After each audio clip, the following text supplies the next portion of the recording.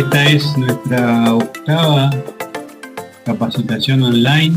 Hemos pasado por muchos temas interesantes, con referentes. De guía nos trajo una charla que se llama Marca Registrada. Gamut, otro prestador, nos trajo una charla de gestión de color. La gente de Kandinsky nos trajo una charla sobre redes sociales para diseño gráfico. Y dentro de los componentes de ADG Córdoba hubo charlas de pintura digital a cargo de Paco Moreno, Emprender en Diseño, con Seba Lupán, Diseño de Identidad, cómo nombran mi proyecto, hablando un poco de naming. Y hoy toca entonces hablar de diseñar para el letterpress, a cargo de Sergio Rodríguez. Bueno, Sergio es licenciado en diseño,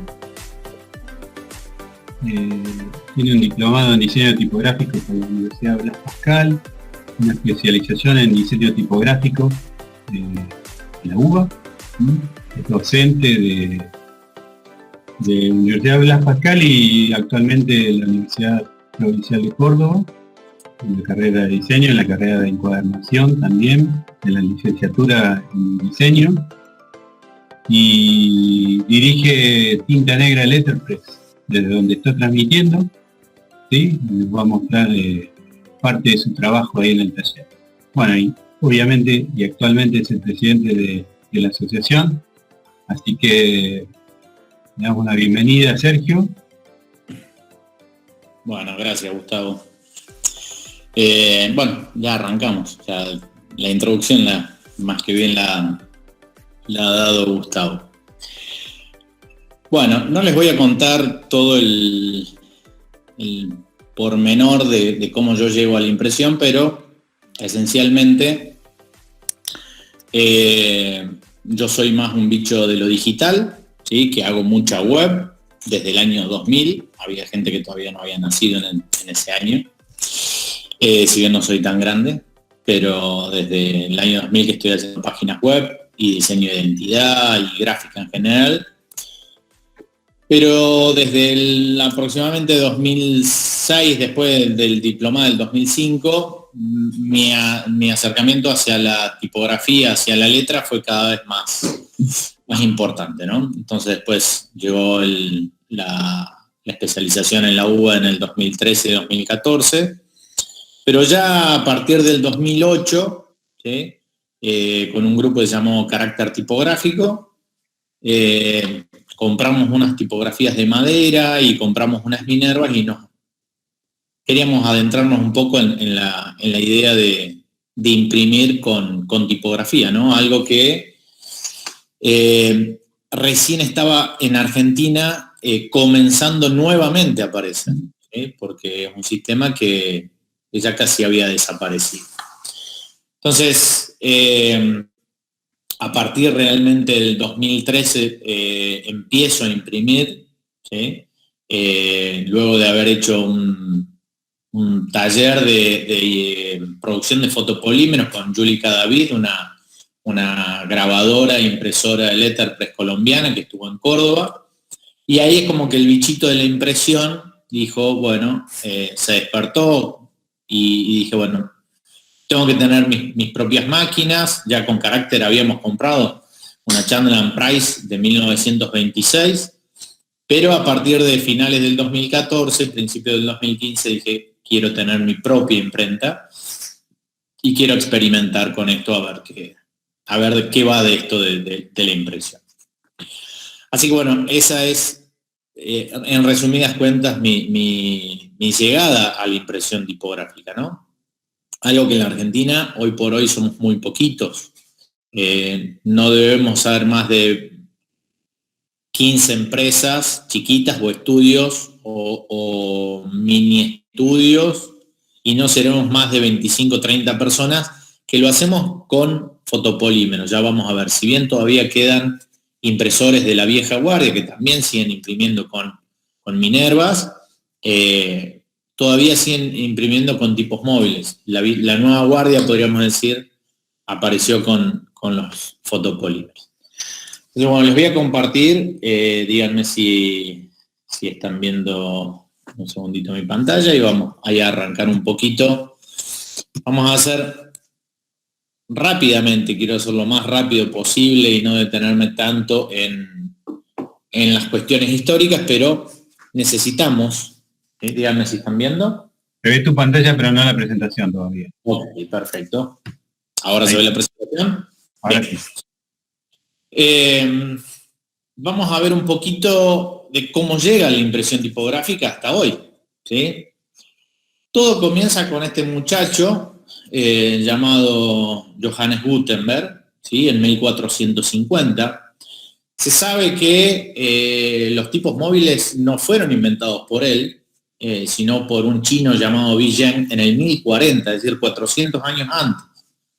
Pero sí lo que inventa Gutenberg son 2 o 3 cosas muy interesantes. Uno, que él era orfebre, entonces lo que sí inventa son los tipos móviles de plomo, es decir, los tipos móviles metálicos. Los de Bi Zheng, chinos, y los del 1250, que eran coreanos, eran de cerámica o madera. Entonces, él descubre un sistema, inventa un sistema de matricería para producir tipos móviles. Inventa o acomoda las prensas que ya existían, porque las prensas de tornillo no fue un invento de Gutenberg, ya existían para prensar, por ejemplo, uva. Él era de la zona de Maguncia, en el sur de Alemania contra Francia, que es una zona vitivinícola, y en ese momento ya existían prensas de tornillo para hacer vino, ¿sí? Entonces lo que hace en realidad es juntar algunas tecnologías preexistentes y darle forma y de alguna manera industrializarlas 300 años antes de la revolución industrial, ¿no? Por eso es tan importante lo que hace este muchacho. Esto lo que vemos son punzones. No me voy a detener a decirles cómo funciona el sistema de matricería para hacer tipos móviles, pero esencialmente se labran sobre estas barritas de metal, ¿sí? Barritas de hierro, las letras al anverso, se golpean sobre una chapita de cobre que deja una hendidura. Luego se pone en un molde que sí es un instrumento que inventó Gutenberg, y se le cola plomo, ¿sí? Deja un espacio, un intersticio, un paralelepípedo donde se puede tirar y toma la forma de la letra, ¿sí? Todo lo que es el cuerpo, y la cara al revés, ¿sí? Entonces ahí ya el tipo móvil ya está listo, ¿sí? Para ser impreso o llevar a la máquina, ¿no? Esto es lo que sucedía en cualquier imprenta, normalmente, hasta hace unos 30, 40 años, principalmente empieza a perder preponderancia cuando a principios de la década del 60, de 1960, aparece el offset, ¿sí? Si bien ya había otros sistemas de impresión avanzados como el linotipo o la serigrafía o el fotograbado, normalmente esto es lo que se veía en una imprenta, ¿no? Una bandeja con tipografías con un cuerpo determinado, es decir, supónganse, Times New Roman en cuerpo 10, peso regular, ¿sí? Entonces uno componía. Si quería otro cuerpo, tenía que ir a buscar la bandeja del cuerpo 12, ¿sí? Y así de la negrita y así de la itálica. Se componía letra por letra, ¿sí? Y con unas pincitas, si tenía que corregir el texto, se levantaba una letra y se corregía el lugar, ¿no? Luego, estos lingotes lo que hacían era aprisionar todas esas letras para que no se movieran, y luego se llevaba a la máquina para imprimir. Esto es lo que aparece en 1450 con Gutenberg, ¿no? Prensas de 1 o 2 tiempos, mayormente de madera, con algunas partes metálicas. Estas son prensas, lo que llaman prensas de tornillo, ¿sí? Esto lo que hacía girar hacia la izquierda y bajaba este tímpano, ¿sí? Y este era un carrete donde se entraba y sacaba estas formas tipográficas, ¿no? Las formas tipográficas es como si estuviesen aquí, se entintaban con unos balones de cuero, mientras la otra persona sacaba una hoja ya impresa, ponía una hoja blanca, se cerraba esto que se llama frisket o ventana y se metía, ¿sí? El papel no llegaba a tocar las formas entintadas, las letras, se metía dentro de la prensa, se giraba un cuarto de giro, bajaba este tímpano y se apretaba, esto que era metálico o a veces era de piedra, apretaba el papel contra la forma impresa, ¿sí? Entonces esto más o menos es lo que uno encontraba en una imprenta, ¿no? Esto es prensa ya de 2 tiempos, un poco más modernas, guillotinas, esto ya es muy adentrado el siglo XIX, es decir, las primeras máquinas a bobina, ¿sí? A bobina de papel, prensas de rodillo. Entonces, esto era lo que uno veía normalmente en un taller tipográfico, ¿no? A partir de 1820 aproximadamente, en Estados Unidos, hasta 1820 las máquinas, lo único que sufrieron a nivel de modificaciones es que pasaron de ser de madera a ser metálicas, ¿sí?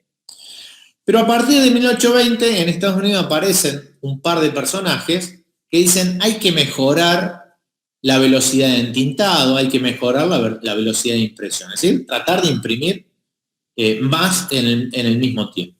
Entonces aparecen este tipo de máquinas, que la primera fue de Ruggles, la número 2 Job Engine Press, ¿sí? Que lo que hacía era que la forma tipográfica que estaba mirando hacia arriba viniese hasta el fondo, este rodillo entintaba las letras, luego volvía, uno ponía el papel y con esto uno bajaba y se prensaba. Entonces, lo que se está mejorando es el tiempo de entintado, lo cual permite imprimir más en un minuto, por ejemplo. Al poco tiempo, ¿sí? Unos 10 años después, también aparece, ahora ya no me acuerdo de este muchacho, pero ahora no lo voy a recordar, lo tengo agendado. Recuerden que en este momento todavía recién estaban apareciendo las patentes, ¿sí? Hasta ese momento todos se copiaban todo, es decir, yo tenía una máquina y alguien me la veía y me la quería copiar, no había ningún problema. Pero a partir ya de 1820 empiezan a aparecer las patentes, con lo cual hay una carrera por mejorar los productos sin ser iguales. Y eso de alguna manera genera una carrera innovativa. Entonces, lo que aparece aquí es una máquina, ya es la primera máquina que se llama de plato, donde si bien tengo un plato es cuadrado, pero aquí hay 2 platos redondos que van a llevar tinta y estos rodillos toman tinta de este plato, cuando bajan, entintan las letras que están aquí, y cuando yo pongo el papel aquí, cuando se cierra la máquina, imprime, ¿va? Entonces, también está mejorando el tiempo de impresión. Todas estas máquinas, fíjense, funcionaban como una máquina de coser de las de antes, ¿no? Uno pedaleaba y hacía girar todo el sistema. Ya a principios también del siglo XIX, y durante todo el 20 vamos a ver este tipo de máquinas, ¿no? Que siguen siendo manuales, de muy buena calidad, todas metálicas. Esta es una Columbia, es distintiva por ese águila que tenía ahí arriba. Si bien es una máquina más antigua, ¿sí? Se siguió haciendo durante todo el siglo XIX, era de altísima calidad y era para imprimir cosas de muy buena calidad, ¿no? Como las anteriores, que uno lo que hacía por lo general era de una calidad inferior, podríamos decir. Bien, esto es lo que sucedía en un taller de impresión normalmente a mediados del siglo XIX. Es decir, rodillos, en vez de tener los balones de cuero, ya a finales del siglo XVIII, se descubre el caucho y se empiezan a hacer rodillos grandes de caucho. Entonces yo acá puedo entintar grandes masas de tipografía. Entonces se imprimía, alguien ponía a secar la impresión y acá lo que veíamos eran personajes que estaban o componiendo texto, fíjense las ropas, este componía texto, quiere decir que sabía leer y escribir, y este estaba acomodando lo que las letras que se habían usado, ¿sí? Lo único que sabía era mirar las formas de las letras. Acabó una letra con esta forma, una E, bueno, va ahí, y así. Fíjense que la ropa es distintiva de la calidad del oficio dentro de la imprenta.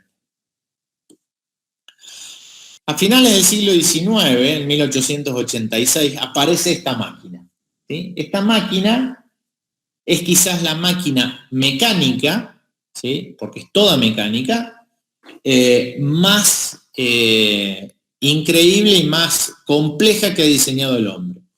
Esto es una linotipia, es una gran máquina donde aquí se ponían las matrices de cada una de las letras, de una tipografía específica, supónganse Bodoni en cuerpo 14, y aquí había una máquina de escribir. Entonces lo que hacía este mecanismo es que cuando yo iba tipeando, ¿sí? Yo tipeaba un texto, cuando al final de la línea ponía como si fuese el enter, bajaban todas estas matrices, se acomodaban, y había otra máquina aquí al lado con plomo fundido.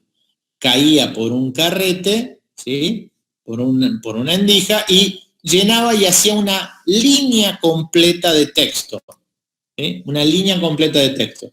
Quiero mostrarle, voy a dejar de compartir, para mostrarle porque eso en realidad se sigue usando hasta hace 15, 20 años. ¿Sí?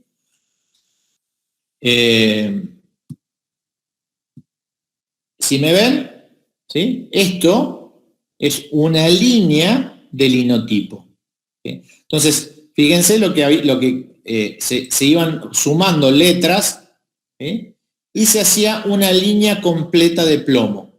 ¿Ah? Yo vengo de una ciudad que es en La Pampa, en General Pico, y el diario La Reforma, que ahora se hace en offset, debe hacer fácil 25 años, pero cuando yo era chico todavía usaba máquinas de linotipo. ¿Sí? Máquinas de linotipo. Bien.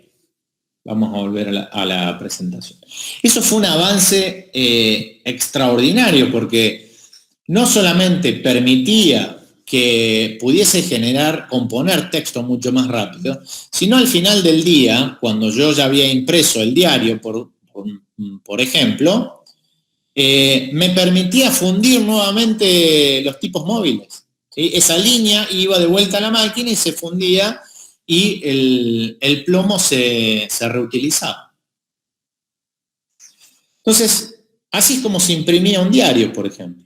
¿Sí? O libros, en este caso libros, ¿no? Está imprimiendo varias páginas. Todo esto es tipografía de plomo. Puede ser, estos son clichés, son matrices, pueden ser ilustraciones, fotografías, se componían junto la tipografía con los clichés. Esto es una prensa de cama plana, súper grande, ¿sí? Para pliegos grandes. Y ahí está corrigiendo un texto, ¿sí? O alguna imperfección. Las imprentas, normalmente, o los diarios, hasta que llegó la linotipia, eran así. Es decir, cientos de tipógrafos componiendo texto y, fíjense, acá hay texto compuesto que está ya destinado o para ser impreso o para directamente devolverlo a las cajas. Y había que reordenar letra por letra. ¿Sí? Un oficio para mí extremadamente tedioso, no lo podríamos hacer hoy, acostumbrado como estamos, ¿no? Pero esto era normalmente un periódico o una gran imprenta. Dato de color, no van a haber mujeres, lamentablemente. La tipografía siempre fue un oficio masculino. Hasta hace muy pocos años, las mujeres no habían entrado en las imprentas. Era, bueno, como todo un montón de otros oficios que lamentablemente las mujeres han estado apartadas, ¿no? Hay varias historias también, pero hay algunas historias de mujeres imprenteras o impresoras que lo hacían por su lado y tenían pequeñas imprentas. Siempre ha aparecido un poco el espíritu revolucionario en ese sentido. Ya a principios del siglo XX aparecen este tipo de máquinas, ¿sí? Que estas son, esta es una Chandler & Price, yo tengo una exactamente igual, después les voy a mostrar. Esta es como la Ferrari, podríamos decir, de las Minervas. Es la mejor máquina que se fabricó, es norteamericana, para imprimir o prensas de plato, lo que llaman normalmente prensas de plato. Esta fábrica funcionó hasta 1965. Y luego están estas otras máquinas que aparecieron a finales de la década del 40, a principios del 50, y que se fabricaron hasta 1984 y son las Heidelberg, conocidas inicialmente como Super Heidelberg y luego como original. En Estados Unidos se las conoce como windmill, ¿sí? O molino, y cariñosamente varios entusiastas las llaman Heidi, ¿sí? Por Heidelberg. Es el mismo sistema de impresión, plano contra plano, solo que aquí ya no se tienen que poner las hojas, los pliegos a mano, sino que dos aspas por succión agarran las hojas, lo ponen en el lugar de impresión, se imprime y esa misma aspa deja en el otro bancal el pliego ya impreso. Les voy a mostrar dos videitos muy cortitos. ¿Sí? Vamos a ir. Un segundito. Esto es cómo funciona la máquina, ¿no? Ahí va la tinta, ahí los rodillos toman tinta, y aquí iría lo que uno quiere imprimir y aquí iría el papel. Ahí no está cerrando completamente la máquina, pero cuando tiene presión, si yo ahí pongo una hoja, imprimiría la tipografía o la matriz que yo le ponga. El área de impresión depende del tamaño de la prensa. ¿Sí? Hay de distinto tamaño. Y así es como funciona una Heidelberg. Estas aspas toman el papel de aquí, que esos chupetes levantan, lo imprimen y lo dejan en el otro lado. La gran diferencia es que vamos a cortar ahí. La gran diferencia es la cantidad de impresiones que uno puede hacer por hora y la calidad, podríamos decir, o la calidad del registro. ¿Sí? En estas máquinas el registro es mucho más perfecto. Normalmente en una prensa manual, siendo muy rápido, uno puede hacer 700 u 800 impresiones por hora y esta máquina imprime como mínimo 2.200 impresiones por hora o 5.000 como máximo por hora. ¿Sí? El letterpress casi deja de existir, es decir, la impresión tipográfica, a no ser algunos entusiastas y algunas imprentas en el tercer mundo y algunas imprentas en Estados Unidos y algunas en Europa, perdió preponderancia a partir del offset y de otros sistemas de impresión, qué sé yo, el hueco grabado, la serigrafía industrial, etcétera, etcétera, que de a poco lo fueron matando. Pero vuelve a vivir a partir de 1990 aproximadamente, gracias a dos cosas. Una, que aparecen las planchas de fotopolímeros, lo que permite hacer clichés de muy buena calidad y mucho más baratos, ¿sí?, que un cliché de magnesio. Y también por esta mujer, ¿sí? Aunque no lo crean, Martha Stewart, que podría ser, no sé quién podría ser la Martha Stewart de Argentina, tendría que ser como una Susana Jiménez, pero del bricolage. No la tenemos. Una mujer que hoy es extremadamente rica y poderosa, que tenía sus programas de televisión donde vendía todas cosas que tengan que ver para el bricolage, la casa, muebles, y se volvió un emporio, una multinacional esta mujer. A partir de 1990 ella descubrió, ¿sí?, no sé cómo, pero descubrió de que este arte o este oficio de la impresión artesanal estaba muriendo y clamó porque no había que dejarlo morir, ¿sí? Entonces empezó a mostrar tarjeterías para eventos hechas en impresión artesanal, en letterpress, y ahí hubo como una movida extremadamente grande en Estados Unidos para buscar este tipo de impresión, a ver quién podía hacer este tipo de impresión. Entonces, una máquina, por ejemplo, una prensa que ustedes querían comprar en 1990 en Estados Unidos, iban a una imprenta vieja y le decían, ¿cuánto me vendés por la prensa? $500 o te la llevas, te la regalo, sacámela del fondo. Y hoy hay algunas máquinas que pueden llegar a costar $15.000, ¿sí? El mercado ha cambiado totalmente porque hay una demanda importante de máquinas, ¿sí? Lo mismo sucedió en la Argentina. Yo que estoy hace 10 años en este tema, una máquina hace 10, 12 años, una Chandler Price, uno la podía comprar por 5 o 10 mil pesos, a plata de hoy, 30.000 pesos, suponete. Y hoy está cerca de 120, 140, 150 mil pesos la misma máquina. ¿Por qué? Porque hay algunos vivos que se han dado cuenta de que, bueno, se están buscando esas máquinas, ¿no? Entonces, ¿cómo surge esto nuevamente? Surge gracias también a esto que son las planchas de fotopolímero, ¿sí? Las planchas de fotopolímero es una base de poliéster donde que tienen distintas alturas, tienen distinto grosor. La que normalmente usamos en letterpress es de 0.94 pulgadas y que son fotosensibles, es decir, si yo le pongo una película gráfica arriba y la insolo, deja grabado lo que haya donde pasó la luz y yo después lo puedo lavar. ¿Sí? ¿Cómo funciona?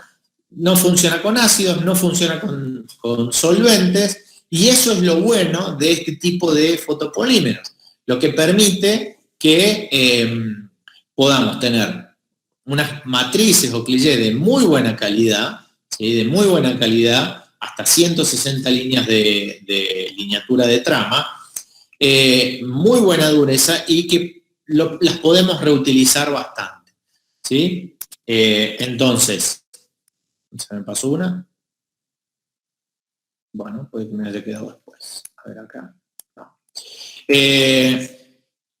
Les quiero mostrar cómo es, vamos a ir y les voy a mostrar en vivo cómo es una planta de fotopolímero cruda, sin procesar, ¿no? Se encuentran en el mercado, ¿sí?, si ven, estas son con base de chapa, ¿sí? Están muy buenas, pero son difíciles de reutilizar luego, ¿sí?, porque la chapa se dobla una vez que yo lo saco. Y esta es un pedacito de un polímero, ¿sí?, tiene un grosor, viene con un film, una película, porque como esto se vela a la luz solar o a la luz UV, viene con un film protector para que no se vele, que después uno lo saca. Entonces, después lo que sucede es que con una película gráfica, ¿sí?, que vamos a ver ahora, se pone arriba, ¿sí?, al revés,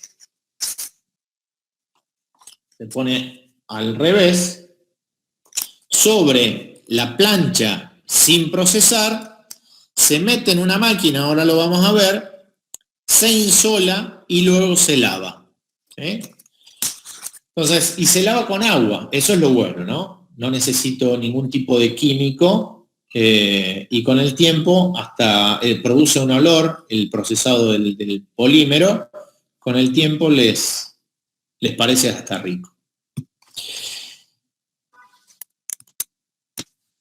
Bien, entonces, ¿cómo se hace una película gráfica? Ustedes pueden hacer un archivo digital, ¿sí? Un archivo digital, como si mandaran a hacer una película para serigrafía o para OPSI. ¿Ah? Lo que sí tienen que pedir es que si ustedes mandan normalmente el archivo, dice, bueno, inviértanmelo. Lo que es, yo lo que quiero que se imprima tiene que ser transparente. Lo que quiero que vaya entintado, quiero que sea transparente, porque en ese intersticio donde pasa la luz, es donde deja grabado, ¿sí? Sobre el polímero. Todo lo que es fondo negro, la luz no pasa, el material queda como viene de fábrica, ¿sí? Y cuando yo lo pongo en la lavadora, saca el material, el resto, eso que quedó como viene de fábrica, y me deja en altura el fotopolímero listo, ¿sí? Luego yo lo tengo que secar y insolarlo nuevamente para que ya esté listo para posar en máquina. Esto es una procesadora de polímero, ¿sí? Yo me había fabricado mi propia insoladora, ¿sí? Son fáciles de hacer, no es nada complicado. Lo bueno de esta es que, bueno, tiene una bomba de vacío donde yo puedo poner el polímero y la película gráfica va por arriba, ¿cierto? Entonces, de aquí arriba sale la luz ultravioleta, e incide y pasa, ¿sí? Pasa por la parte transparente de la película gráfica. Entonces, aquí abajo yo ya tengo un polímero ya listo. Entonces, en esta parte de arriba tengo una tapa, acá se pega el polímero que voy a lavar, aquí va agua, todo esto son unos cepillos de muy suaves, ¿sí? Esto lleva mucha agua hasta aquí arriba, se cierra esta tapa y esto empieza a bascular, empieza a moverse y hace el mismo movimiento que hiciera la mano y empieza a lavarlo, saca todo el resto del material, ¿sí? Que quedó alrededor del polímero crudo, digamos, como viene de fábrica, y me deja en relieve la matriz. Yo lo único que tengo que hacer es secarla y pegarle otra insolada de 15 minutos más para solamente que todo quede curado y ya eso está listo para ser utilizado en la prensa, ¿sí? Entonces, es un proceso que es bastante rápido, bastante ecológico, porque ese material es soluble en agua y uno lo puede tirar directamente al agua en la cañería, no tiene que hacer ningún tipo de tratamiento. Entonces, ¿qué permiten los polímeros? Tienen distinta dureza, tienen distintas alturas, vienen con distintas alturas dependiendo del tipo de trabajo. Normalmente en letterpress se utilizan los de 90, eso es 0.94 o 0.95, dependiendo el fabricante. Tienen entre 70 y 75 yore de dureza, esto quiere decir que es un polímero bastante duro. Tiene gran detalle, tiene hasta 160 líneas por pulgada de trama, lo cual me permite hacer unos tramados bastante interesantes.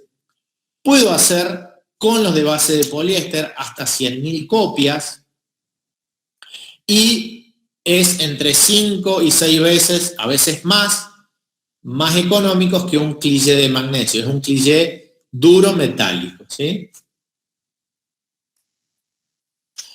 Vamos al decálogo. ¿Sí? Acá hay 10 puntos que me gusta mostrar. Originalmente no son míos, son de un sitio de España y yo los he ido reformulando o agregando contenido a partir de mi experiencia, ¿no? Entonces, podemos seguir diseñando en la computadora, lo que sí tenemos que tener en cuenta que hay ciertas limitaciones en el sistema de impresión. Algunas me las da el polímero y otras me las da el tipo de máquina, ¿sí? Entonces, algunas que tienen que ver con el polímero es no utilizar tipografías muy chiquitas, ¿sí? Con detalle muy chiquito.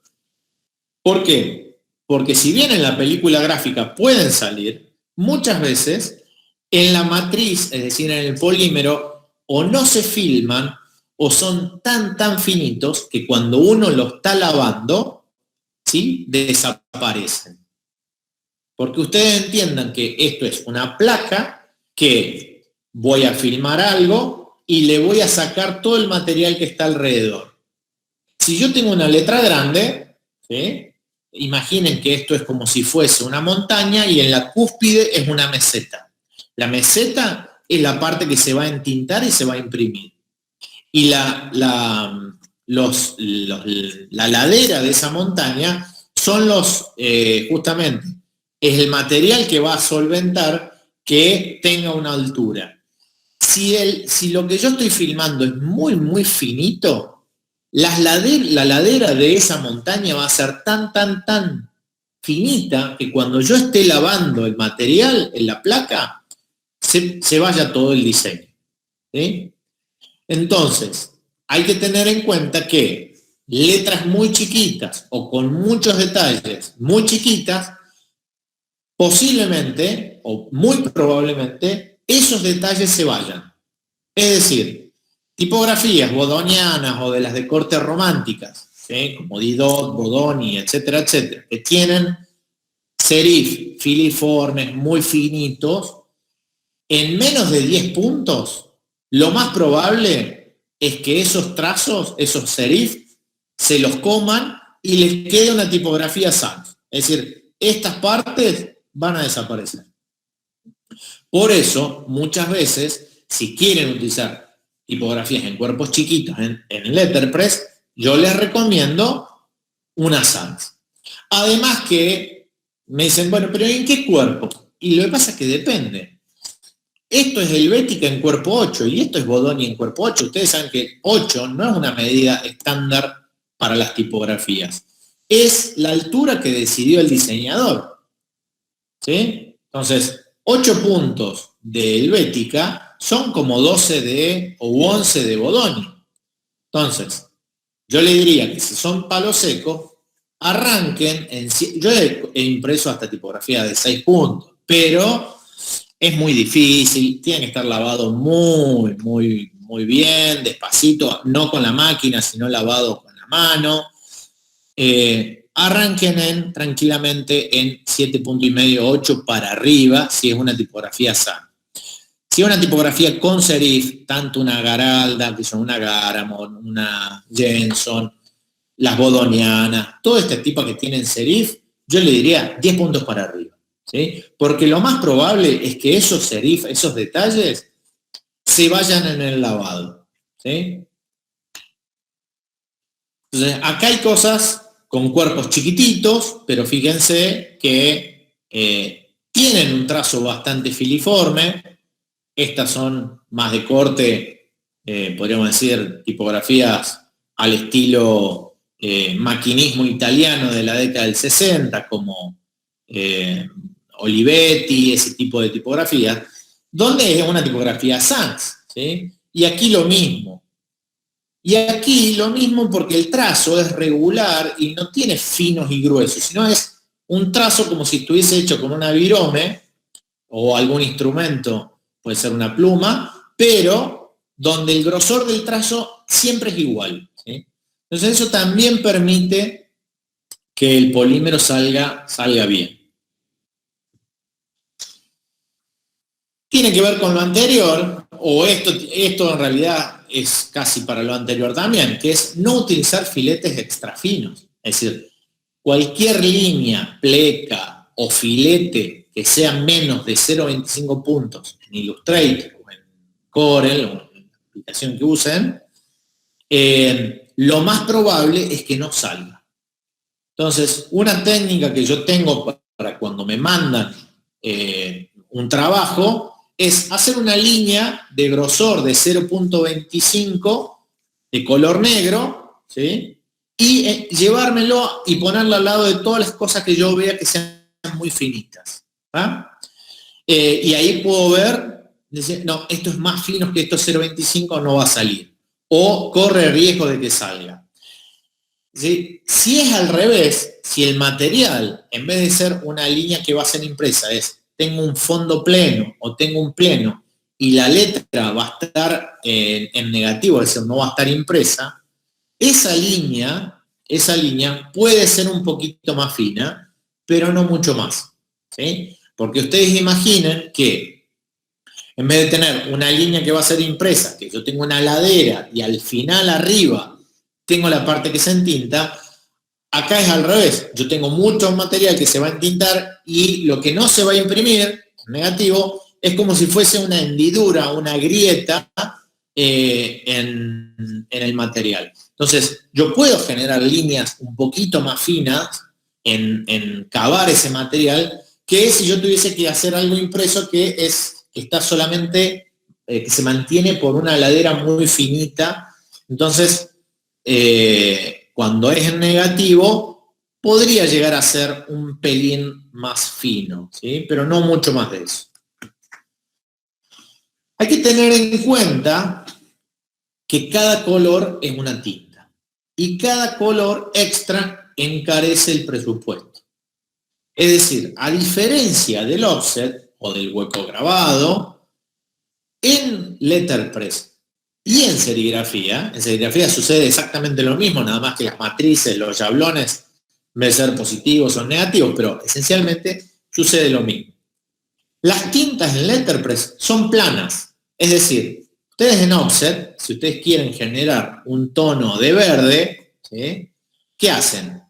Hacen una matriz de cian con una chapa de cian, con una chapa de amarillo en distintas densidades y imprime puntitos, ¿sí? Puntitos, esto ya seguramente lo habrán visto en tecnología, una trama de punto cian y una trama de punto amarillo, que depende de cómo se juntan y la densidad, me genera el color verde, pero el verde se genera en el ojo, no en el impreso. ¿Tá? Es una opción, ilusión óptica, podríamos decir. En el caso del letterpress y en el caso de la serigrafía, esto también se puede hacer, pero es dificilísimo.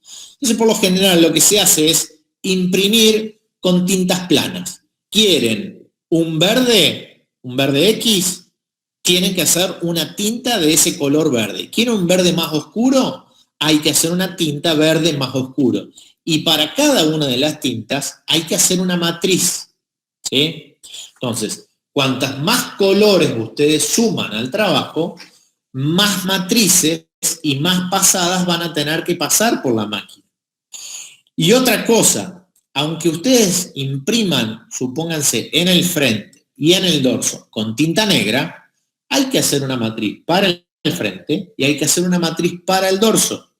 Hay que imprimir en el frente y hay que imprimir en el dorso. Por lo tanto, se cuentan como dos tintas. Entonces, si ustedes tienen unas tarjetas, quieren imprimir 100 tarjetas, supónganse, y quieren imprimir 2 tintas en el frente y una tinta en el dorso, en realidad son 300 impresiones. Son 3 matrices, 3 puestas en máquina y 3 pasadas. ¿Sí? Con el golpe seco o el cuño seco, o los que vienen por ahí de las artes plásticas, se le llama gofrado, se cuenta como una tinta. Puede ser un cuño seco falso, es decir, solamente con una matriz positiva, o puede ser un cuño seco real que se hace con 2 matrices, un positivo y un negativo, como si fuese un macho y hembra, que una matriz entra, el papel quedaría entre medio, entra, aprisiona y toma también la forma de esa matriz que queda por detrás. Eso llevaríamos 2 matrices, ¿sí? Y esto se utiliza mayormente en papeles que no son tan gruesos. Se utiliza en papeles que yo le diría no pasan los 250 gramos como mucho. ¿Por qué? Porque si es muy grueso el papel, es más difícil que el cuño genere buena definición. Genere buena definición. Hasta ese gramaje vamos a tener una buena definición.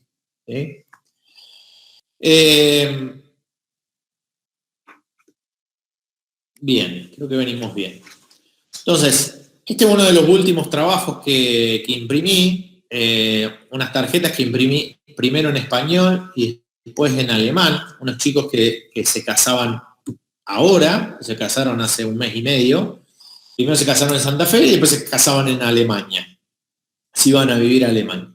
Este es un trabajo muy caro, ¿sí? ¿Por qué? Porque aquí tenemos 4 tintas en el frente y tenemos luego una tinta en el dorso. Después yo les voy a mostrar un videito donde lo van a ver. Pero aquí tenemos una matriz para el amarillo, una impresión para el amarillo, una matriz para el rosado, una matriz para el azul y una matriz para el rojo. Es decir, 4 matrices eran 100 tarjetas de casamiento, ¿no? 4 tintas en el frente, una tinta en el dorso. Se ve que los chicos eran muy pudientes o dijeron, quiero esto. Se los diseñó un amigo cordobés que está viviendo en Alemania y tuvimos que cambiar algunas cositas, retocar algunas cositas del diseño para que salga bien, pero es un trabajo muy laborioso donde el registro tiene que ser casi perfecto, ¿no? Porque los intersticios, los espacios tienen que calzar perfecto, ¿no? Entonces es un trabajo con mucha precisión y bastante caro, ¿no? Algo también que tienen que saber es que las tintas que se utilizan históricamente las tintas eran tintas tipográficas, es decir, tintas muy densas, como una brea, muy dura, que había que amasarla un rato largo, pero si bien hoy se consiguen y siguen existiendo en Estados Unidos, Francia y Holanda, algo en Inglaterra, no sé si Japón estará fabricando algo, se consiguen las tintas tipográficas, pero por lo general se han sustituido con tintas de offset, ¿sí? Y funcionan muy bien, muy bien las tintas de offset, y yo imprimo todo con tinta de offset, ¿no? Las tintas pueden ser transparentes, es decir, los colores se pueden formular tanto con un blanco cubriente, viene una tinta blanca que es cubriente, y una blanca que es transparente, que parece casi un barniz, le podría decir. Entonces, ¿qué hace? Hace velar en la tinta y cuando esa tinta se superpone a otra, de otro color, se genera como si fuese un efecto de multiply o multiplicar en Photoshop. Entonces, esto es interesante. ¿Por qué? Porque teniendo eso como dato inicial, yo puedo generar diseños a 2 tintas consiguiendo 3 colores. O si yo lo hago a 3 tintas, por ejemplo, teniendo cian, magenta y amarillo, hechos con blanco transparente, podría generar trabajos hasta de 7 colores, porque dependen cómo se pisen, ¿sí? Entonces, son tintas semitransparentes que se hacen con blanco transparente. Esto es muy interesante, ¿sí? Estos son trabajos míos hechos con tintas semitransparentes. Las de fondo no está hecho con blanco transparente, sino es un color hecho con blanco cubriente, pero esta doble daga, ¿sí? Este símbolo tipográfico de doble daga, ese color magenta está hecho con blanco transparente. Entonces me genera ese traspaso de tinta, ¿no? Este trabajo también es de 2016 para El Gato y la Caja de Buenos Aires. Estos eran unos mini pósters. También ahí trabajamos con tintas semitransparentes. Este es un proyecto para unas chicas de acá de Córdoba, son unos señaladores que después aquí al medio tienen un imán súper chiquitito, se llamaba subrayo. Entonces venía, esto se imprimía, se troquelaba, venía con el lapicito, y eran unas tramas que habían diseñado ellas, y justamente trabajaban con esto, ¿no? Con la superposición de tintas semitransparentes para generar otro efecto. Entonces, este trabajo quedó súper bien. Las tintas no cubren, ¿sí? Sobre papeles oscuros. Las tintas de offset, a no ser las metálicas, sobre papeles oscuros no tiñen. A diferencia de las tintas, por ejemplo, para serigrafía, ¿sí? Que sí son cubritivas. Entonces, si bien puede ser de base transparente el color o de blanco cubritivo, en los papeles oscuros no se nota. ¿Okay? Para eso tendría que utilizar, podría agarrar una tinta plata y ponerle un poco de blanco para que sea un poquito más cubriente, pero no queda ese blanco totalmente definido, perfecto, etcétera, etcétera. ¿Sí?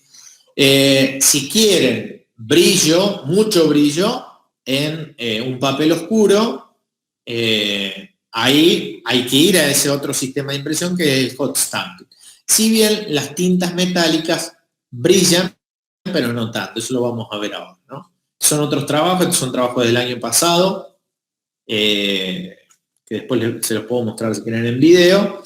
Estos son los tarjetones que fueron para Buenos Aires, una empresa que produce mates.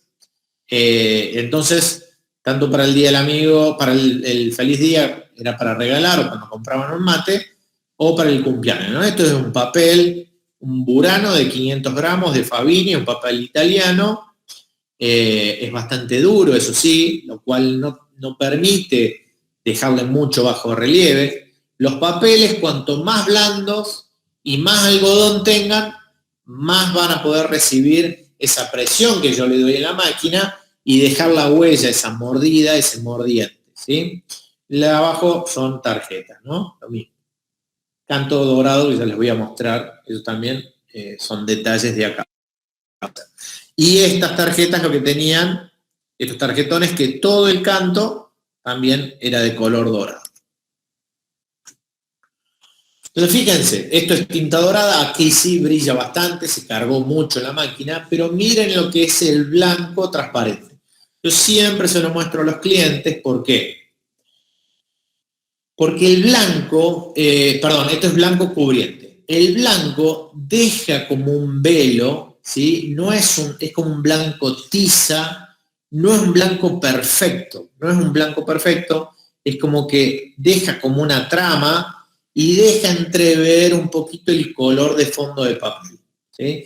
Se ve bien, hay un montón de clientes que le gusta, salen chocho, a mí es como que no me termina de convencer. En ese sentido, el blanco de la serigrafía es mucho más definido, es mucho más cubriente, es mucho más blanco. Estas son tarjetas y estos son etiquetas para pan y café. Estas ya tienen un par de años. Las de pan y café tienen 2 o 3 años. Bien. ¿Vamos bien? Bien. Vayan anotando todas las preguntas para el final seguramente. Déjenme que me tome un mate.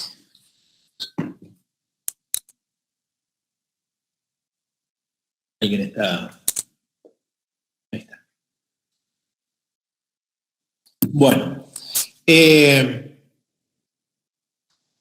Las masas de color, grandes masas de color, no se imprimen bien. Es decir, es muy difícil hacer fondos plenos, ¿sí? Y que queden bien logrados.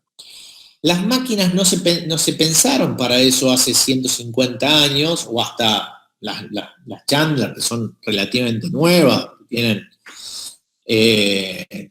unos 55 o 60 años, ¿sí? Se pensaron para imprimir tipografía, o a lo sumo alguna ilustración, o alguna foto en un tramado, pero no se pensaron para imprimir fondos plenos.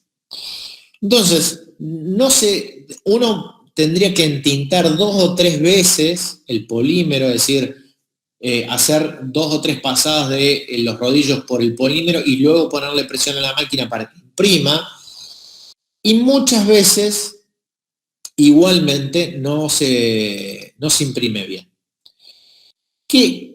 ¿Cuál es el resultado? Normalmente es que en algunas impresiones queda un pleno perfecto, pero en otras lo que sucede es que se imprime todo, pero en algunos sectores, ¿sí?, es como que le pudo haber faltado tinta y se ve como más clarito el color. O sea, no es que genera un efecto vintage ni nada similar, sino es que se imprime el pleno y en algunos lugares es como el color es un poco más ratón, se ve menos. Entonces, no queda bien. Hay gente que le da lo mismo, a mí particularmente no.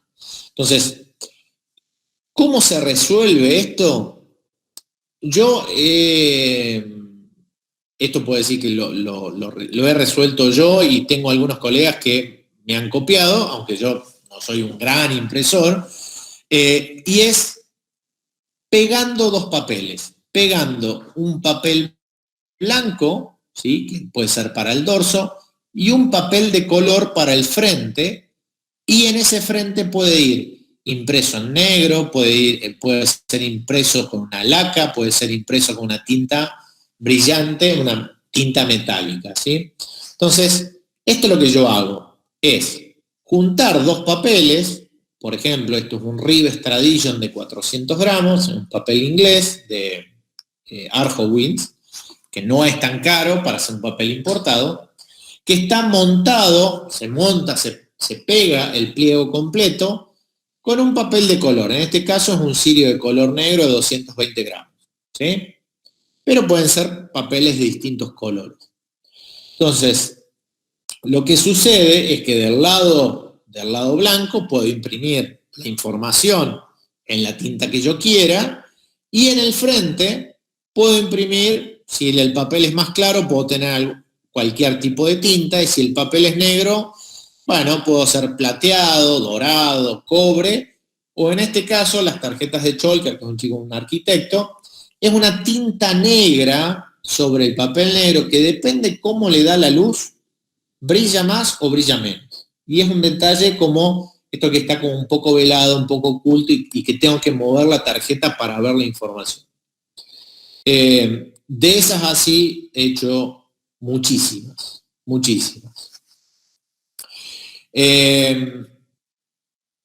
No se pueden imprimir degradados.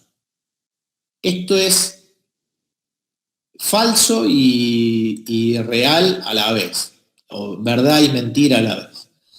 No se pueden hacer degradados en el sentido tradicional que tenemos en el offset, ¿sí? Ustedes saben que en el offset, un degradado supónganse, de una sola tinta de magenta, ¿qué hacen? Lo que hace es, la máquina es un tramado, ¿sí?, de puntitos que están muy, muy, muy juntitos, ¿sí?, para tener un pleno, y después empieza a poner puntitos cada vez más separados, ¿sí?, más abiertos, y eso va generando una trama que se va abriendo y genera un degradé. Si ustedes le suman otro color, me va a generar lo mismo, pero un degradé en otro color, ¿sí?, a 2 tintas, un degradé a 3 tintas. Eso no se puede hacer. ¿Por qué? Porque acá yo tengo matrices. ¿Sí? En realidad se podría hacer, pero es extremadamente difícil. Yo nunca he visto degradés en fotopolímero a más de una tinta, ¿sí? No lo he visto, la verdad. Sí, porque yo lo he llegado a hacer, pero a 2 tintas no. Entonces uno no hace en ese sentido que tiene fácil de hacer hoy. Yo voy a Illustrator, que es un degradé, pico un color, le digo de este a este color y me lo resuelve la computadora. Entonces los degradés que yo podría llegar a hacer serían a una tinta, haciendo un tramado en Photoshop, un tramado de puntos, ¿sí? Distintos tipos de puntos, un tramado de línea, de un color más oscuro, de la misma tinta más oscura a más clara, ¿sí? Y la otra forma de hacer un degradé mucho más artesanal es que en el mismo plato que va girando, ¿sí?, que siempre es a una sola tinta, el plato se traba, se ponen dos tintas en los extremos o en la parte que yo quiero imprimir y se hace andar la máquina. Y los rodillos van de a poquito aplanando las dos tintas y las van juntando, ¿sí? Entonces el degradé en realidad se hace en el plato y en los rodillos. Pero tengan en cuenta que cuando ustedes traban el plato, ¿sí?, cada vez que ustedes imprimen, los rodillos siempre están sacando tinta del mismo lugar. Entonces llega un momento que se quedan sin tinta. Entonces ahí hay que girar un poquito los platos, mezclar de vuelta y ya el degradé no va a ser exactamente igual a los que estaba imprimiendo. ¿Cuánto pueden imprimir? Yo, por lo menos en los casos que yo he hecho, no más de 20 copias le van a salir iguales. De ahí para arriba ya empieza a faltarle tinta y tienen que girar el plato. Esto con las Minervas de plato, ¿sí? Pero con las Minervas de tambor o con la Heidelberg, donde hay un tambor que gira, ¿sí?, el degradé se hace de forma vertical en ese tambor, pueden hacer tiradas bastante más grandes, ¿sí? Yo le diría que fácil pueden hacer 200, 300 copias. ¿Por qué? Porque los rodillos cuando van al tambor no están sacando siempre la tinta del mismo lugar, sino está sacando tinta de otro lugar. Entonces pueden hacer una buena cantidad de copias de degradé. Estos son degradés que yo he hecho donde el degradé está hecho en el plato y en los rodillos, ¿sí?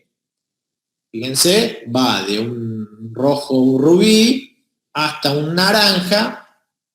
Entonces, en los rodillos se genera el degradé y se lo transfiere al fotopolímero y el fotopolímero al papel. Las tintas metálicas no brillan, ¿sí? Las tintas metálicas, a diferencia del stamping, que es un foil, es decir, es un laminado, dependen de la calidad de las tintas y vienen con más brillo, menos brillo, pero esencialmente no brillan como un stamping. Y además no brillan porque en letterpress normalmente se utilizan papeles sin ningún tipo de terminación, es decir, celulosa pura de papel sin ningún barniz, es decir, no van a ver nada impreso en letterpress que tengan que ver con papel ilustración mate, papel ilustración brillante, ese tipo de papeles que además son, para mi gusto, una cosa extremadamente fea, ¿sí?, una patada en el plexo solar. No van a ver ese tipo de papeles, van a ver papeles finos, papeles que son solamente pulpa de celulosa o papeles que tienen celulosa y algodón o solo algodón. Entonces son papeles que absorben mucha tinta, ¿sí? En un papel ilustración ese brillo queda en la parte superior del papel, en un papel ilustración brillante, por ejemplo mate. El papel de celulosa o de algodón lo absorbe. Entonces van a ver que brillan poco las tintas metalizadas o metálicas en letterpress. ¿Quiero mucho brillo? Bueno, hay que irse al hot stamping, hacer un cliché de magnesio metálico y ya ahí no es tinta, sino es un laminado, es un foil en caliente, que está buenísimo, cuando está bien hecho es genial, es fantástico y hermoso, pero bueno, saben que las tintas doradas o plata en estos tipos de papeles en letterpress no brillan tanto.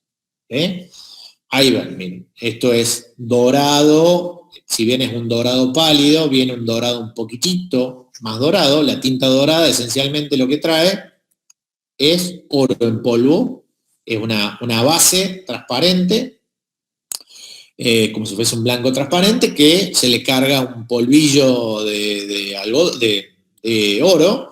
Cuanto más oro trae, más caro, por supuesto, y un poco más brillante. Y también tiene que ver con el tipo de oro. Ustedes saben que hay oros más amarillos, más pálidos. Entonces, bueno, también tiene que ver con el tipo de oro.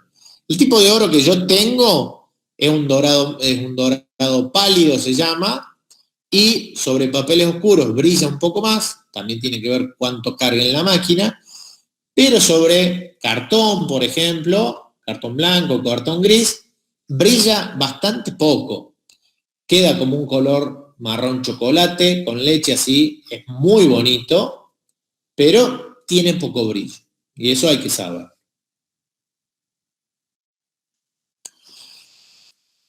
Este es un tema, uno de los temas más importantes, que tiene que ver que cuidado con la impresión, cuidado con la presión, y que tienen que ver con muchos trabajos no están pensados totalmente para letterpress, o te piden un cuño seco en el frente y en el dorso quieren información, pero que no se note el bajo relieve o la presión que yo le di en el frente. Entonces, eso se puede lograr cuando a veces yo tengo papeles o cartones bastante gruesos, es decir, papeles de 600, 700, 800 gramos, o un cartón de 1 milímetro, o algún material que tenga mucho algodón y que sea bastante grueso, es decir, alguna celulosa de algodón de 1 milímetro, 1,2 milímetros, donde yo le puedo dar presión en el frente y no se me marca en el dorso. Si yo tengo un papel fino y quiero mucha presión, inevitablemente todo el material que yo oprimo o prenso en el frente se va a ir hacia esa forma que yo estoy prensando, se va a ir en el dorso. Esto puede suceder de dos maneras. O es parte del diseño, que se note en el dorso o el cuño seco al reverso, o que el cliente no tenga problema y que se note un poquito lo marcado en el dorso. Normalmente cuando hacemos un cuño, ¿sí? Cuando hacemos un cuño seco, si el papel no es tan grueso, todo tiene que suceder en el frente. El cuño más la información. El cuño más la información. Ahora, si quiero cuño en el frente e información con tinta en el dorso, inevitablemente tengo que usar un papel grueso, de mucho gramaje. Muchos de los trabajos que nosotros vemos en internet, que tiene como mucha mordida, es decir, mucho bajo relieve, es un papel que se llama Crane Letra, de una fábrica de papel que se llama Crane, en Estados Unidos, que es 600 gramos, 100% de algodón. Es un papel que vos lo mirás feo y ya se hunde, ¿sí? Es hermoso. Además, el papel de algodón no tiene memoria. El papel de celulosa tiene memoria. ¿Esto qué quiere decir? Que yo le doy presión y con el tiempo, el papel de celulosa, esa presión vuelve un poquito a su forma original del grosor del papel. En el papel de algodón ustedes prensan, dan la mordida, ese bajo relieve, y así queda para siempre. Entonces, hay que tener en cuenta que los papeles que usemos, ¿sí? Tienen que ser por lo menos de 350 o 400 gramos para arriba, ¿sí? Y si quiero mucha presión de los dos lados, 800 gramos. O cartón de 1 milímetro, cartón blanco, cartón gris. Yo trabajo mucho cartón gris, capa alemán, de 1 milímetro o de 1,5 milímetros, que es de buenísima la calidad, viene siempre el mismo color, el cartón nacional por lo general viene muy desparejo, viene sucio. Ustedes saben que el cartón normalmente está fabricado con, es un material reciclado. Mucho papel de diario, ¿sí? va a parar para la fabricación del cartón. Y justamente ese gris que tiene, mucho es de la tinta negra que le queda después de, aunque lo laven, le queda un poco de tinta y lo tiñe, ¿no? A esa pasta que hacen de cartón. En el caso del cartón capa alemán, viene siempre el mismo color, viene súper liso en toda la altura del pliego, y viene bien limpito. En el cartón nacional no te lo dan seco, a veces se termina de secar, viene húmedo y termina de secarse en la papelera, con lo cual viene medio arqueado, es desparejo algunas veces viene más marrón, a veces viene más gris, viene sucio, viene con pelusa, viene hasta con pedacitos de papel que no se terminó de procesar. Entonces, totalmente distinta la calidad. Pero yo he hecho muchísimas tarjetas en cartón gris, capa, y queda como un rústico, pero de muy buena calidad.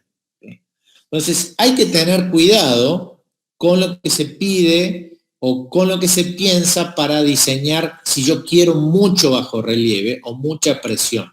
Entonces, tener en cuenta lo que se consigue papel. Lamentablemente en Argentina hoy no están entrando muchos papeles y lo poco que entra está caro, salvando algunas cosas como esto, como el capa o como el craft de 400 o de 700 gramos, o el Rives que es un papel inglés que si bien es solo celulosa de papel, no tiene algodón, pero es un papel que viene muy bueno, es gruesito y el pliego no es caro, ¿sí? Entonces, el papel en realidad no es lo que determina los costos de impresión. Yo les diría que hoy por hoy es lo que menos incide en el costo en letterpress, ¿no? Tiene que ver con la cantidad de polímero que yo necesito, dependiendo de la cantidad de tintas, el tamaño de la impresión y la cantidad de impresiones, ¿sí?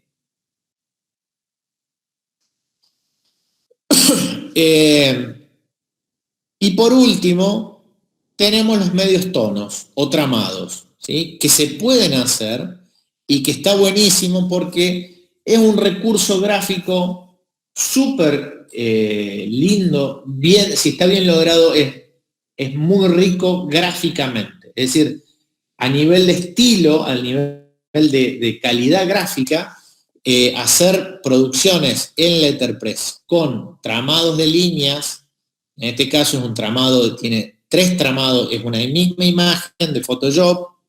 Esto está hecho a partir de una ilustración en lápiz, donde yo triplico el archivo, lo paso a bitmap, a blanco y negro, y se le hace un tramado de línea con distintos ángulos, ¿sí? Fíjense las líneas, acá hay un ángulo, otro ángulo, y aquí hay otro.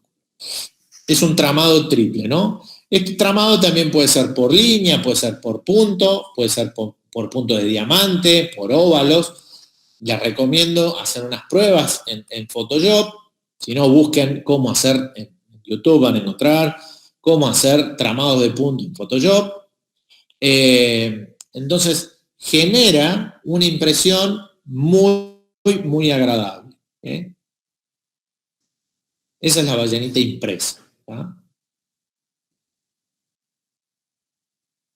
Son distintos diseños de trama. Tanto el del pingüino, un lobo marino y la ballena fueron unas producciones que yo hice, unas bitácoras que hice en su momento para vender en el sur. No tengo más de esto, tengo unas muestras nada más, me quedan unas muestritas, pero fíjense que es un tramado de línea, ¿sí? Y esto se traduce en el polímero y se puede hacer en la máquina, ¿no? Y esto es un posavasos que hicimos para cuando Joaquín cumplió 3 años, ¿sí? A partir de una foto, hice un tramado de línea de la foto de él, la pasé a blanco y negro primero, luego lo pasé a bitmap, hice 3 archivos, cada uno le hice un tramado de línea con distinto ángulo y distinta densidad, y luego los juntás los 3 archivos, los superponés, y ahí te genera como si fuese un falso grabado, un tramado. ¿Está? Bueno, eso sería todo. Esperen, porque quiero mostrarle, antes del gracias, quiero mostrarle un videito sobre cómo trabajo o sobre trabajos. ¿Sí? El plato ahí está entintado, los rodillos toman tinta, entinta el polímero que está ahí y cuando cierra imprime. Esas son las tarjetas de casamiento.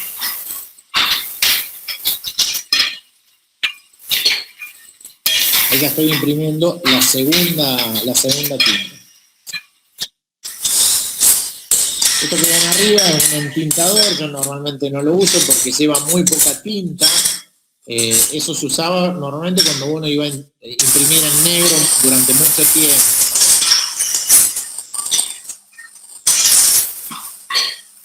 Ahí se va batiendo la tinta.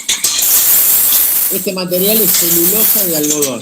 Es de 1,2 milímetros y el mismo material que usan para las fichitas de fusil o para los pinitos de los autos, ¿no? Es puro, como un cartoncito de algodón. Es muy bonito.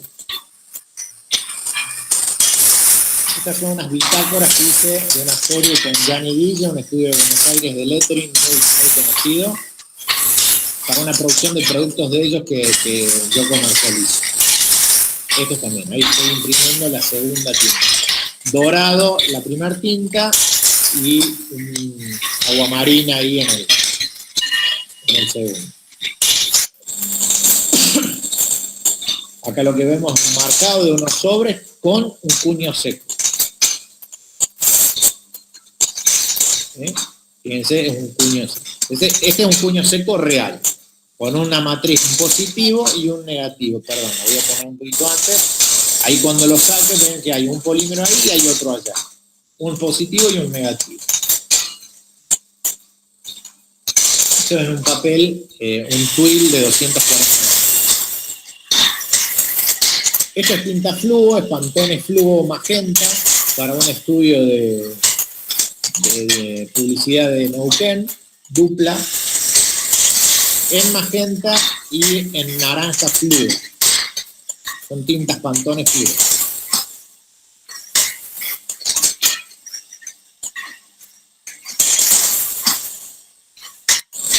Es un buen ejemplo, perdón, es un buen ejemplo para contar mientras una de las preguntas, cómo se imprime el canto. Ahora les voy a mostrar fotos. Ahí se imprime la segunda tinta, perdón, la tercera tinta. Tenemos amarillo, rosado y rojo. Y ahí va la tercera tinta. En este caso se hace doble entintado para que quede bien parejo el color.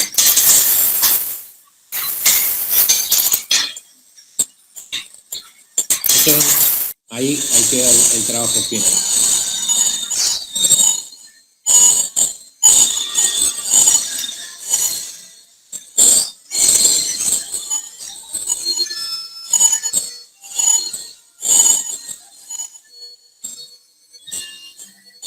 Bien. Y ahora les quiero mostrar, perdón, a ver acá. A ver si tengo aquí algunas imágenes. Bueno, estos son trabajos, lo que les mostraba esto es tinta blanca sobre papel blanco. Tinta blanca cubriente sobre papel blanco, tinta negra sobre papel negro, ¿no? Y depende cómo le da la luz, ¿sí? Se ve como si fuese un barniz mate, ¿no?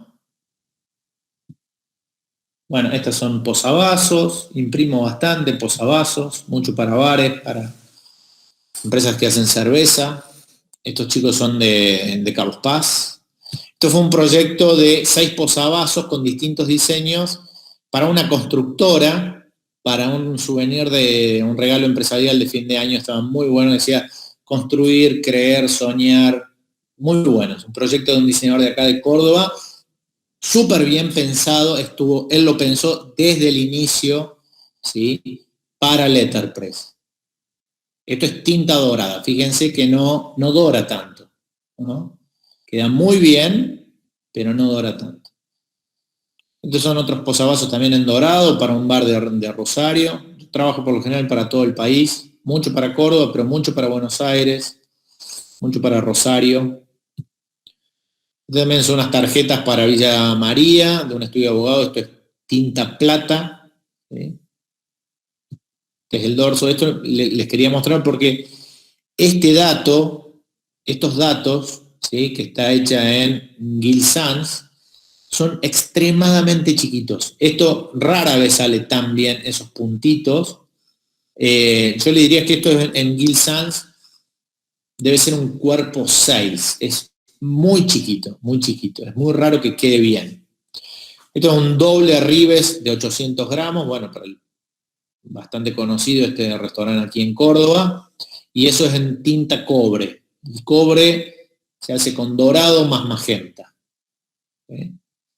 Estas son las que yo les mostraba, las tarjetas los tarjetones de Matesur. Están todos pintados el canto dorado, ¿no? Canto en degradé. Esto se hace con 2 tintas. Y este es, a ver, les voy a mostrar, esto ya lo vieron. Esencialmente este es el proceso de pintado de cantos. La tarjeta tiene que tener un buen grosor, porque si queda muy finita después no se nota. Las prenso y aerosol, ¿sí? Vienen distintas tintas, distintos colores, vienen fluo, uso distintos. Normalmente usé durante mucho tiempo Rhode y ahora estoy usando unas españoles que no me acuerdo, que son bastante buenos. Y estas son cosas que yo voy probando, ¿no?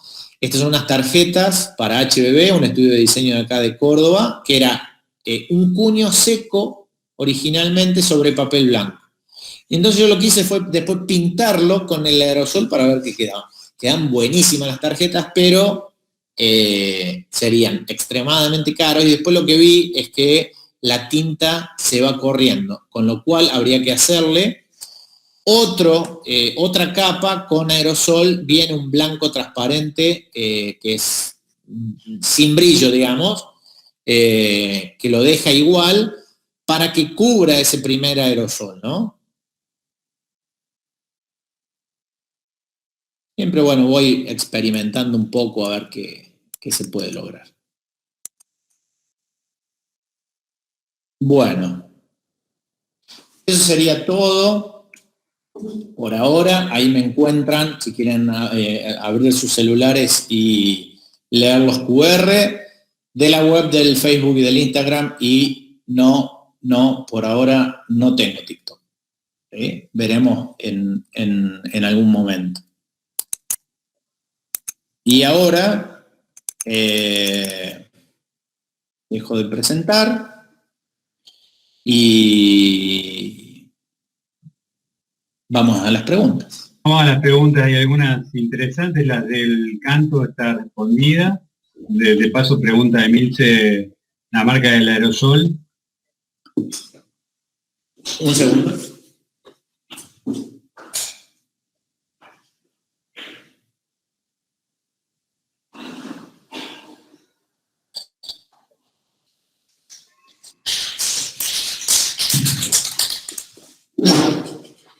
Esta es la Rhode, que lo encuentran en cualquier pinturería en Garín, por ejemplo, y viene una buena cantidad de colores. Y esta es la 94, se llama. MTN, Montana Colors. ¿Sí? Son normalmente los que también se usan, pueden usar cualquiera para graffiti y demás. Sí hay algunas tintas, yo esto lo he ido probando, principalmente las doradas o plata, las metalizadas, te dejan el brillo después en los dedos, por lo cual hay que hacerle una segunda capa para sellar el color, ¿sí? Con un barniz, con uno que viene que es transparente brillante, entonces le deja el brillo del metalizado y no se va el brillo con el tiempo y no se ensucian las manos. Bueno, son cosas que uno va aprendiendo con el hacer, ¿no? Y tratar de buscarle la vuelta. Buenísimo. Pregunta Agustina, una vez que se descarta el polímero, ya sea porque no se necesita más o porque ya no tiene la calidad deseada, ¿se puede fundir y volver a utilizar o se descarta? Se descarta. Se Acá descarta. tenemos polímero. ¿Sí? Se descarta. Es más, a veces, porque yo los trabajos por descuido mío, dejo a los clientes, me mandan un diseño y yo no lo chequeo bien, o porque uno tiene que observar todo lo que hay en el diseño.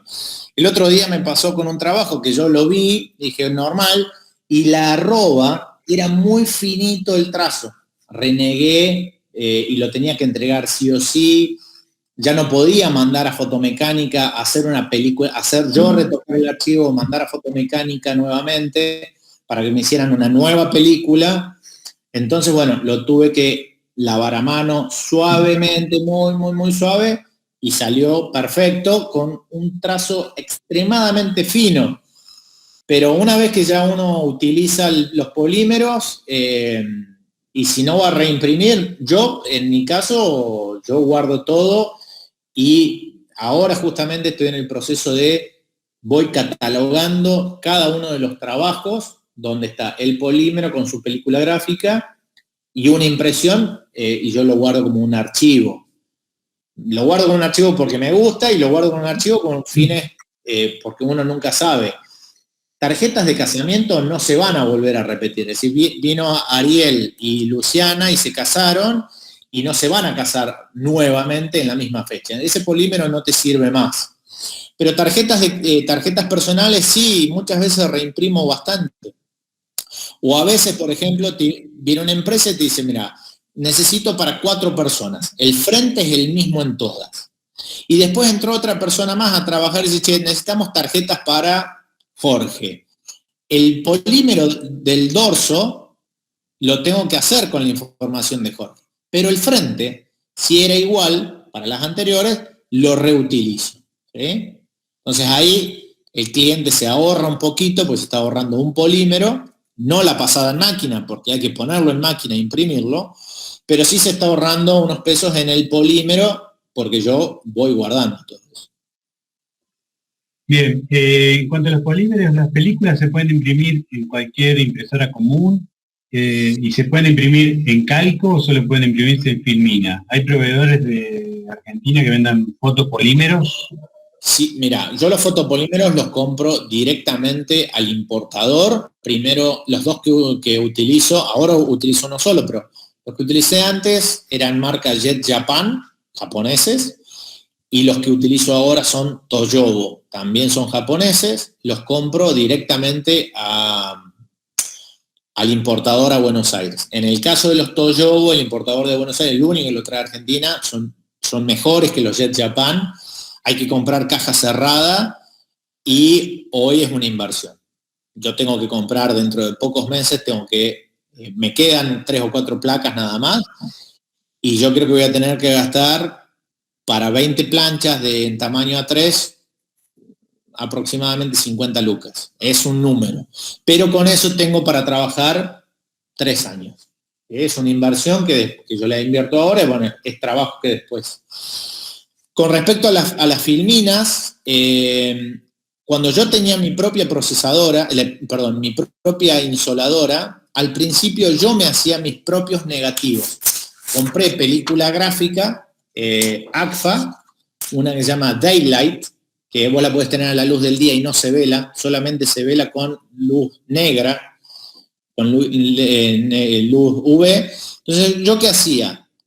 Imprimía sobre un vegetal con la láser, le ponía un aerosol que es un ennegrecedor de tóner, levanta y hace más negro el tóner, las insolaba, ¿sí? Entonces me quedaba un negativo así, y luego yo iba y hacía el polímero.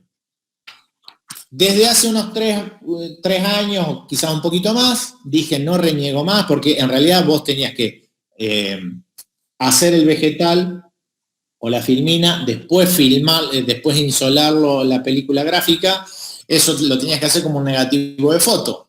Líquido revelador, agua para hacer el baño de paro, y tenías que contar con el reloj, 30 segundos, un minuto, lo que sea, no recuerdo cuánto era, y lo tenías que lavar, y era líquido, y tenías unos líquidos que tienen un olor, son tipo químico, igual que si quisieras un negativo de foto blanco y negro de las de antes. ¿Sí? Entonces era un quilombo. ¿Y qué hice? Dije, no, por lo que me cuesta una película gráfica, yo junto trabajo en una semana o una semana y media, junto varios trabajos, y mando a fotomecánica, y esto es una impresora láser que hace películas, digamos, que hace, quema de forma con un láser el acetato y esto tiene 2400 dpi de resolución. Entonces, mejor que esto no hay nada.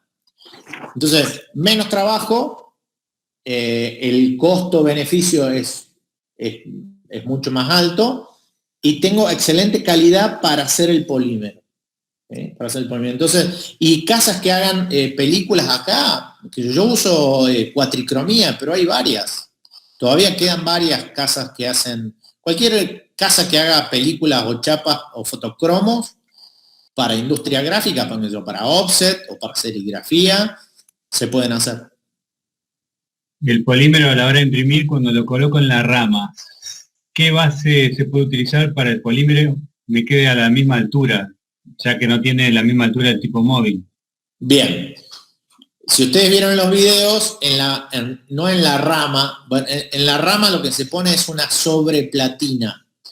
Estas máquinas se pensaron para imprimir con tipos móviles. El tipo móvil,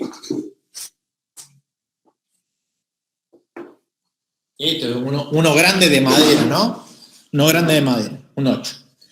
Tiene una altura, ¿sí? Esto es la altura tipográfica. La altura tipográfica son 0.918 de pulgada, o algo así como 22 milímetros, 9. El polímero tiene 0.94. Entonces, si yo pongo el polímero en la máquina, nunca voy a llegar a la altura para que los rodillos lo entinten e impriman. Entonces, ¿qué se pone? Se hace una sobreplatina de aluminio que tiene la altura tipográfica menos la altura del polímero. Entonces yo juntando la sobreplatina de aluminio más el polímero, llego a la altura tipográfica. ¿Sí? Si quieren imprimir con tipografías, tanto de madera como de plomo, tienen que sacar esa sobreplatina, porque la tipografía va a llegar perfectamente a esa altura. Bien, Carlita se quiere casar y dice, ¿cuán caro es hacer esas tarjetas tipo naipe, de casamiento? ¿Cuánto sale la unidad, más o menos? ¿Cómo es para encontrar? ¿Para qué faltan más preguntas?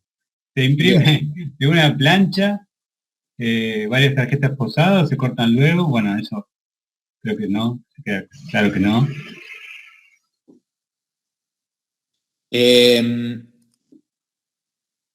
Lo primero, las tarjetas. Esas tarjetas que viste son saladas. Son saladas. Estamos hablando de esas tarjetas a los chicos. Tiene, lo pueden ver acá, para que vean la relación con la mano. Esto creo que tiene 9 por 14, creo que era. Es un pelín más chico que una postal. La postal es 10 por 15.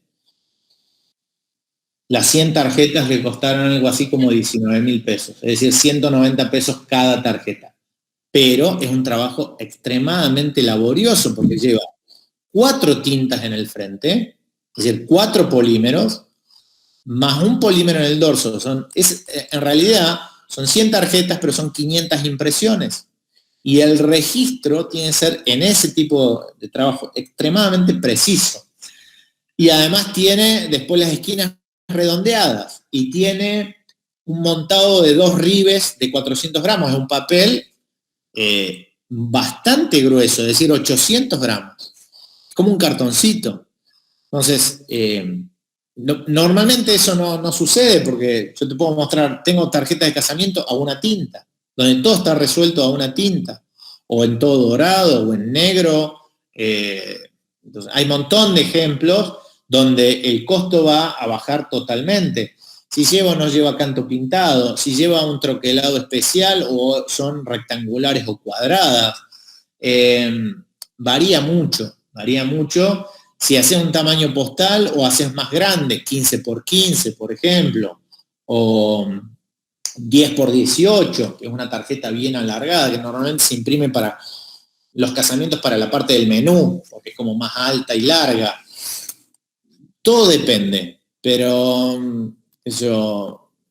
hay trabajos que arrancan en, no sé, 100 tarjetas personales a una tinta, yo creo que hoy arrancan en 3.000 pesos para arriba, una cosa así, y después, bueno, depende de la complejidad del diseño. A veces, y aquí entra la cintura del diseñador o la diseñadora, es decir, cómo con pocos recursos tengo que sacar el máximo de expresión o lo que yo quiera. A veces son trabajos únicamente tipográficos y todo está resuelto con tipografía a una tinta súper bien, ¿sí? Entonces, y todo depende. En este caso, estos chicos, el diseño ya venía hecho por su amigo, que me conocía, me había conocido en una feria, quería hacer un trabajo de letterpress conmigo, y estos chicos, bueno, se ve que el bolsillo le daba, porque no solamente imprimieron esas 100 para acá, después imprimieron otras 100 para las que se llevaron a Alemania, donde de los polímeros del frente usaron 3 de los 4, ¿sí? Porque la información que estaba en azul, ahí tuvimos que reformularlo, y la información que estaba al dorso era otro polímero.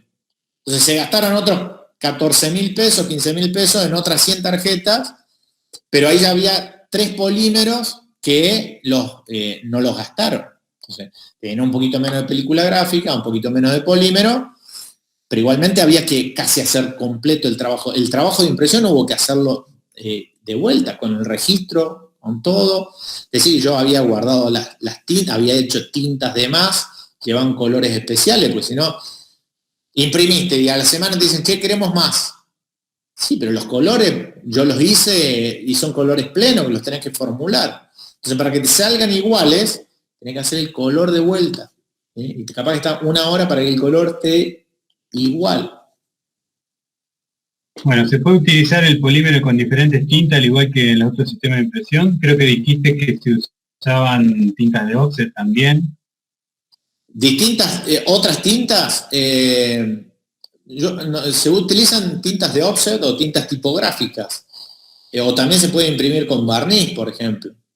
Y después el color que vos quieras, el mismo polímero, vieron el trabajo de dupla, el mismo polímero se utilizó con magenta fluo y naranja fluo. Lo que se hace es, se limpia la máquina, el mismo registro, se limpia la máquina, se pone la otra tinta y se imprime con otra tinta el mismo polímero. Después los polímeros, este polímero, por ejemplo, ya está usado, ¿sí? Está usado en esto, que son unos libritos para unas amigas de Buenos Aires, ¿sí? En tinta negra sobre craft, pero si vos lo querés imprimir con magenta fluo, ya está limpio y se pone de vuelta en máquina y usás el color que vos quieras. ¿Sí?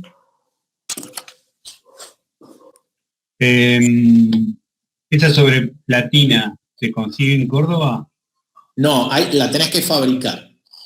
Eso tenés que irte a una empresa que vendan metales, viene una placa de 2 centímetros y medio de alto, tenés que comprar en el tamaño que vos necesitas para tu Minerva, si es que tenés una Minerva, o tu Heidelberg, y tenés que llevárselo a un tornero para que te la frese.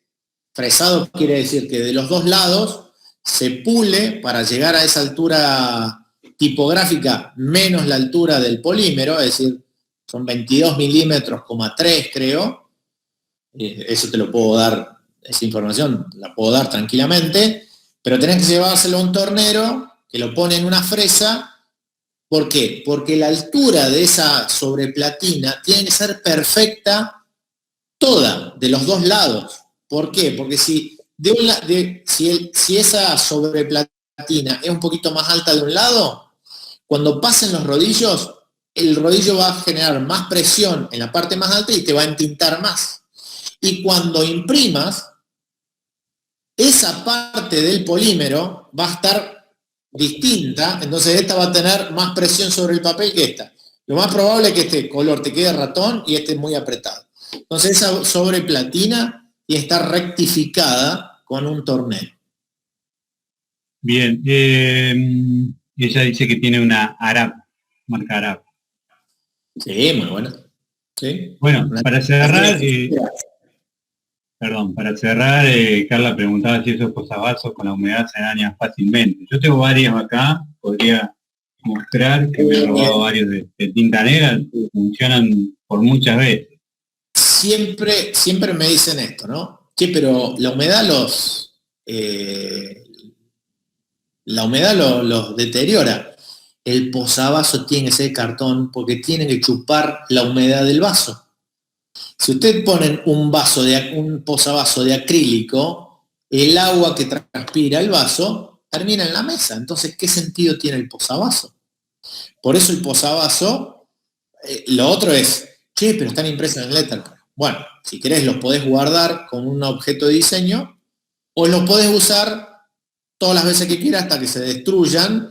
Yo tengo posavasos, tengo hoy en casa, por ejemplo, uno de un cliente que lo imprimí hace 5 años, está sucio todo, y lo utilizo, y un día lo tiro y después agarro otro. Pero lo bueno del cartón, y el cartón blanco, es muy poroso y chupa toda la humedad. Y eso es lo que tiene que justamente hacer el posavasos. Es más, yo tengo clientes que le he preguntado y me dicen, ¿sabes qué? Mientras no esté sucio, si el cliente lo deja, nosotros agarramos un aspersor para tirar agua, lo rociamos un poquito y los ponemos todos juntos y le ponemos peso arriba y lo dejamos 3 o 4 días. Se secan, están limpios porque no se ensuciaron, se secan de la humedad prensado y te quedan derechitos porque la humedad lo que hace normalmente es arquearlos y los reutilizan 4 o 5 veces hasta que se ensucian o se los llevó el cliente y listo. Y el posavasos, el cometido justamente es que chupe la humedad.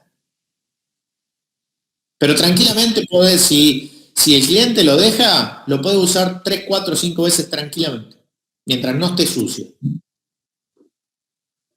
Bien. Después, ¿cuál es el límite de formato? Preguntan. El límite de formato te lo dan 2 cosas. Uno te da el tamaño de la máquina.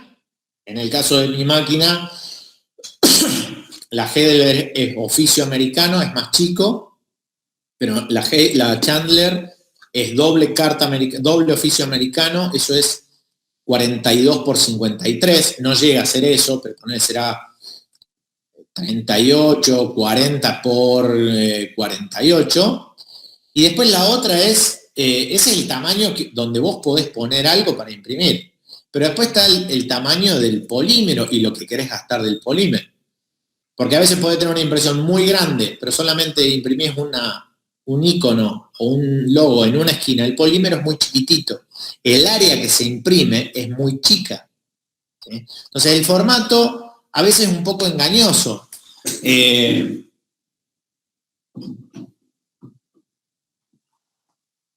Estas son unas tapas de unos libros para una empresa, ¿no? Entonces, si vos te fijás, esto debe tener 21 por 27, más o menos por 25, y el área de impresión es chiquita. Esto debe tener, debe tener 10 por 8. O esto, que eran unas carpetas para unas chicas arquitectas de Jesús María, Folca. Son tamaño legal y el área de impresión es chiquitita. Entonces, mientras yo lo pueda, el tamaño sea chico o esté distribuido, pero yo pueda posar el pliego en la máquina, bueno, todo eso depende. Por eso a veces, ¿cuál es el tamaño máximo? Y depende del trabajo. ¿Sí? Pero normalmente en la insoladora yo no puedo lavar más de un tamaño A4. Es decir, esto, por ejemplo, ¿sí? Esto es un polímero ya enorme. Digamos, he hecho polímeros un poquito más grandes, pero son muy grandes. Y otra cosa, cuanto más grande es el polímero y más tinta tiene, más resistencia le hace a la máquina, menos relieve van a poder lograr.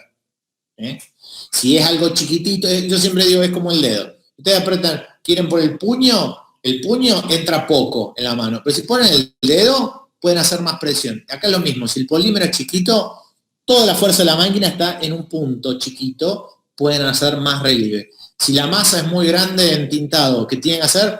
Le hacen hacer mucha fuerza a la máquina y no lo van a hacer mucho relieve. Perfecto. Bueno, ahí Marcela va a seguir en contacto con vos.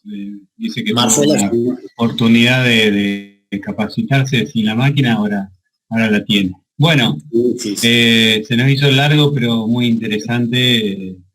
Todavía quedan varias personas acá. Bueno, cualquier duda me pueden escribir. Ahí tienen las... Ah, no, yo salí de la... Yo pasé todos los datos ahí. Bueno, genial. Ya vi en el video el final que se imprime una por una. Gracias por... Sí. En algunos casos sí, perdón. Esto quiero cerrar. En algunos casos, algunas impresiones son muy chiquitas. Lo que se hace es un polímero con 2 o con 4 y después se guillotina. Pero tienen que ser cosas chicas, ¿sí? O sea, acabo de hacer unas etiquetas, tienen 4x4, entonces dice 4 diseños, entonces en una impresión hacía 4 y eso abarata los costos, ¿sí?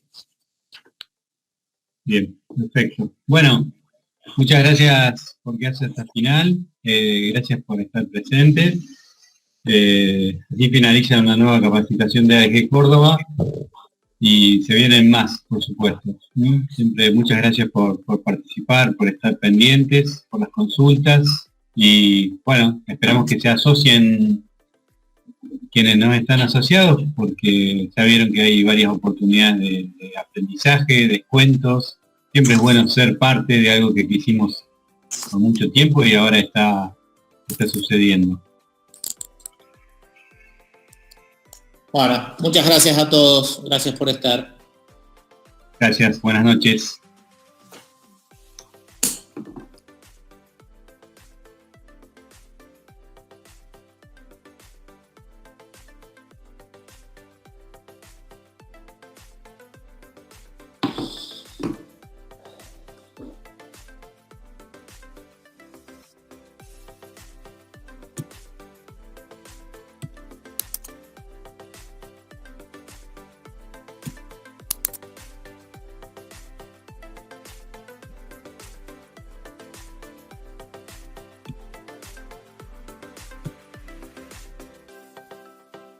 Bueno, creo que somos nosotros nomás.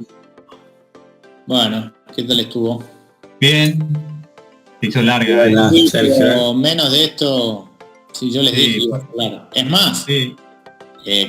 Yo creí que íbamos a tardar 2 horas solamente de la presentación. No, en realidad está buenísimo. Pasa que tendríamos que haber avisado que era...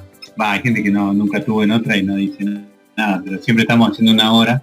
Yo hubiera avisado que eran 2 horas, pero estuvo buenísimo. La verdad, buenos datos, interesantes. ¿Cuántos hubo al final? ¿Cuántos hubo? En un momento había 45 más o menos, 47. 40, 41 fue el más. No, como 47 hubo en un momento. Cosa que bueno, estamos nosotros, pero... el promedio 41 estuvo fijo ahí durante mucho rato. Pero bien, muy bueno, muy interesante. Así que bueno, vamos a ver qué se viene ahora en adelante. Bueno, gente, los dejo porque todavía me tengo que volver a casa.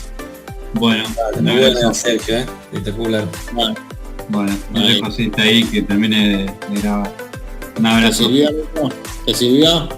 Sí, algunos tips que saque. ¿Floreaste algo? Sí. Bueno, nos vemos entonces. Un abrazo. Bueno, gente, un abrazo grande.